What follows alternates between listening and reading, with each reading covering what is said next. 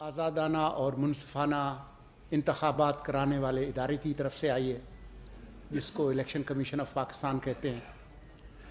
پاکستان کے آئین کی تمہید میں لکھا ہے کہ یہ ملک اس کے منتخب نمائندے چلائیں گے۔ تو اس حوالے سے انہوں نے جو فرمایا ہے کہ 30 نومبر تک تمام کام مکمل ہو جائے گا۔ الیکشن ایکٹ 2017 کے تحت اس کے اندر 54 دن آپ جمع کریں، ڈالیں انتخابی مہم کے لیے، اور انہوں نے کہا ہے کہ جنوری کے آخری ہفتے میں انتخابات ہوں گے۔ تو یہ ایک بہت بڑی خبر ہے۔ ان لوگوں کے لیے شاید یہ مایوس کن خبر ہے جو یہ افواہیں پھیلا رہے تھے کہ ہم لوگوں کا لمبے عرصے تک ٹکنے کا ارادہ ہے۔ ہمیں بڑی خوشی ہے کہ ہمارے ملک کے آئین کے تحت انتخابات ہوں گے اور ملک کے اندر مستقبل کے جتنے بھی اصلاحات اور معاشی ترقی ہے، سیاسی استحکام، اس میں اضافہ ہوگا۔ لیکن کیونکہ پچھلے 2-4 روز سے کچھ لوگ اس طرح کے تبصرے کر رہے ہیں کہ نجکاری کا جو ایجنڈا ہے وہ شاید آئین سے کہیں باہر نکل گیا ہے، تو میں نے اپنے دوست اور بھائی جو نجکاری کے وزیر ہیں فواد حسن فواد، ان کو تکلیف دی کہ اس کے حوالے سے جو نقطہ نظر ہے وہ بیان کریں۔ 2-4 سوال لیں گے، لیکن ہم کوشش کریں گے کہ 5 بجے سے پہلے جو ہے یہ گفتگو ختم ہو جائے۔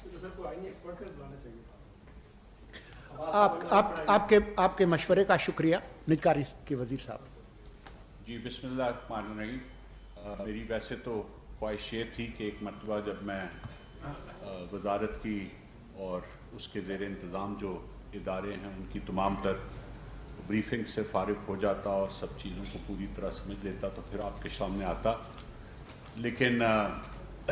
بعض اوقات ایسا ہوتا ہے کہ کچھ چیزیں ایسی بے بنیاد شروع ہو جاتی ہیں جن کے لیے پھر آدمی کو حکومت کے ایک نمائندے کی طور پہ یہ زیادہ مناسب ہوتا ہے کہ ان باتوں کو شروع میں ہی ایڈریس کر دیا جائے۔ تو جس طرح سولنگی صاحب نے بتایا کہ پچھلے 1-2 دن سے ایک غیر ضروری جو پروپیگنڈا ہے وہ یہ کیا جا رہا ہے کہ کوئی ایسا نجکاری کا عمل ہے جو اس کیئر ٹیکر گورنمنٹ نے شروع کیا ہے، یا نجکاری کا کوئی ایک ایسا ایجنڈا ہے یا کوئی ایسا اختیار یہ کیئر ٹیکر گورنمنٹ استعمال کرنے جا رہی ہے یا اس کے اندر ہم استعمال کرنے جا رہے ہیں جو آئین اور قانون ہمیں نہیں دیتا۔ تو پہلے تو میرا خیال ہے اس بنیادی سوال کو اگر ایڈریس کر لیا جائے کہ جو آج میں جو کام کر رہا ہوں وزارت پرائیویٹائزیشن میں، نجکاری میں، وہ ہم نے ایزیوم نہیں کیا وہ اختیار، اور میرا خیال ہے کہ یہ بات کافی ڈیبیٹ ہوئی جب پچھلی حکومت نے ایک امینڈمنٹ کی سیکشن 230 کے سب سیکشن 1 اور 2 کے بعد انہوں نے ایک پرووائزو ایڈ کیا جس میں جو کیئر ٹیکر گورنمنٹ کا مینڈیٹ ہے اس کو ایکسپینڈ کیا گیا، اور اس وقت یہ بات اتنی وسعت سے اور اتنی تفصیل سے ڈیبیٹ کی جا چکی تھی کہ میرا خیال ہے اس میں کوئی غلط فہمی کی گنجائش نہیں تھی کہ اس میں کلیئرلی یہ لکھا گیا کہ یہ چیزیں اب caretaker government in view of the circumstances that exist, اور جو بعض چیزیں ایسی ہیں جو انتہائی اہمیت کی حامل ہیں، تو اس پروسیس کو صرف کنٹینیوٹی کے لیے وہ جاری رکھیں گے، اور اس کو جو چیز تکمیل تک پہنچنے والی ہے وہ تکمیل تک پہنچے گی، جو نہیں پہنچنے والی نہیں پہنچے گی۔ دیکھیں ایک بات تو بڑی کلیئر ہونی چاہیے سب کے ذہن میں کہ جو نجکاری کا عمل ہے اس کے لیے ہر مرحلے کے لیے ٹائم لائنز ہیں، اور وہ ٹائم لائنز کو اسکپ نہیں کر سکتا۔ لہٰذا یہ کہنا، میں مطلب بعض اوقات کچھ چیزیں ایسی بھی آتی ہیں جن پہ ہنسی آتی ہے کہ یہاں تک میں نے سنا کہ جی فواد حسن فواد کو یہ ٹاسک دیا گیا ہے کہ وہ 3 ماہ کے اندر اندر پی آئی اے کو بند کر دے، ان سو مینی ورڈز۔ تو کمال کی بات یہ ہے کہ جس دن میں پہلے دن آیا اور مجتبیٰ میمن میرے سیکرٹری میرے ساتھ بیٹھے ہیں، اس دن صورتحال یہ تھی کہ جون سے پی آئی اے کچھ لونز لینے کی کوشش کر رہی تھی ٹو کیپ فلائنگ، اور میرے پہلے دن آفس میں آنے پہ مجھے یہ بتایا گیا کہ اگر آج یہ پیسے نہیں ملے تو ہمارے جہاز کھڑے ہونے اور امپاؤنڈ ہونے مختلف جگہ پہ شروع ہو چکے ہیں. اور آپ میں سے بہت سے لوگوں نے ان سٹوریز کو کور بھی کیا کہ فلاں جگہ پہ جہاز لیسور نے روک لیا, فلاں جگہ پہ تیل کی پیمنٹ کی وجہ سے نہیں دیا گیا, اس کو اڑنے نہیں دیا گیا, یا لینڈ نہیں ہونے دیا گیا. تو 48 گھنٹوں کے اندر وہ کام جو جون سے اب تک نہیں ہو سکا تھا, وہ ہم نے وزیر خزانہ کی مدد سے, اور میں بہت شکر گزار ہوں, آج میں آن ریکارڈ لا رہا ہوں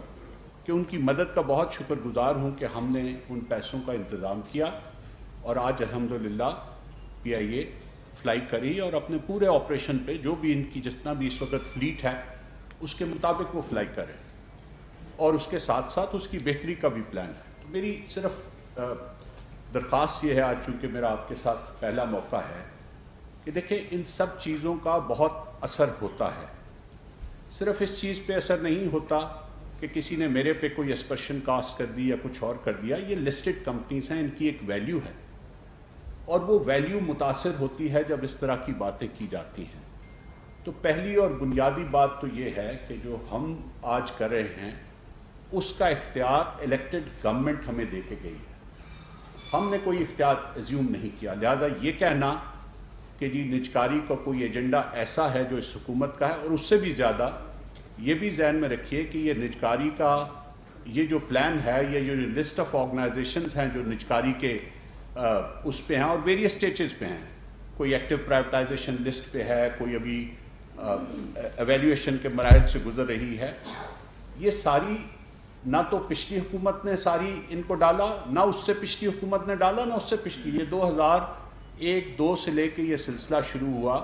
اور آج اس پہ ایک سگنیفیکنٹ نمبر آف آرگنائزیشنز ہے جو موجود ہے. آپ چاہیں گے تو آپ کے ساتھ وہ لسٹ بھی شیئر کر لیں گے. اگین یہ کیئر ٹیکر گورنمنٹ میں اس میں کسی بھی آرگنائزیشن کا یا کسی بھی انسٹیٹیوشن کا اضافہ نہیں کیا. یہ ہمارے مینڈیٹ میں نہیں ہے. اگر ہم یہ کریں گے تو وہ غلط ہوگا. لیکن جن انسٹیٹیوشنز اور آرگنائزیشنز کو منتخب حکومتیں پرائیویٹائزیشن کی لسٹ پہ ڈال چکی ہیں اور آفٹر ڈیلیبریشنز انہوں نے یہ کام کر لیا ہے, ان کی نجکاری کے عمل کو آگے بڑھانا جب تک ہمارے پاس اس کا مینڈیٹ ہے. اور جس طرح سلگی صاحب نے کہا کہ ہم سب کے لیے یہ بہت خوشی کی بات ہے کہ آج اس مینڈیٹ کے حوالے سے بھی جتنی افواہ ترازی تھی وہ بھی ختم ہو جانی چاہیے, کیونکہ ایک اسپیسیفک ڈیٹ جو ہے الیکشن کمیشن نے وہ آج اناؤنس کر دی ہے کہ جی جنوری کے آخری ہفتے میں انتخابات ہوں گے. تو ہمارا کام صرف اس دوران اس پروسیس کو چلتے رکھنا ہے, ورنہ بہت سی چیزیں ایسی ہیں, میں اس تفصیل میں نہیں جانا چاہتا. آپ کے لیے شاید یہ انٹرسٹنگ ہو کہ پچھلے 2 سال میں بھی جو کام کیے جا چکے ہیں, جو نجکاری کی جا چکی ہے, وہ ٹرانزیکشنز بھی ابھی تک امپلیمنٹ نہیں ہو سکی ہیں. کوئی نہ کوئی